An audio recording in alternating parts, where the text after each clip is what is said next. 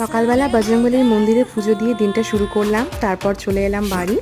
আর আজকে ব্রেকফাস্টে একটু মুড়ি খেয়েছিলাম। আজ অনেকদিন পর মুড়ি খেলাম, একটু আলুর তরকারি, সেও ভাজা, শশা সব দিয়ে।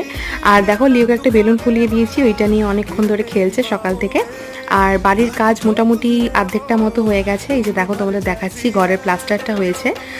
তারপর বিকেলবেলা মেয়ে হচ্ছে গেল টিউশনে পড়তে, আর লিও এদিকে দেখো ঘুমাচ্ছে, আমার সোনা বেটাটা। তারপর দুপুরবেলা একটু রেস্ট নিয়ে সন্ধ্যেবেলা উঠে রেডি হলাম, বেরোবো একটু কাকিমার সাথে।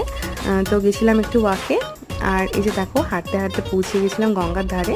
তো সেখানে গিয়ে কিছুক্ষণ বসলাম, আর এত গরম আজকে আর চা খাইনি। তারপর কিছু ঘরের টুকিটাকি জিনিস কিনে বাড়ি ফিরলাম, যেমন oats, Marie biscuit, good day biscuit, আর চাউমিন একটা। আর নিয়েছিলাম হালদিরামসের এই কাজু বরফিটা, আর নিয়েছিলাম অল আউট। তো ব্যাস, তারপর দেখো মেয়ে এখানে ডান্স করছিল লিওর সাথে, আর লিও উঠে উঠে কি দাঁড়িয়ে নাচছে।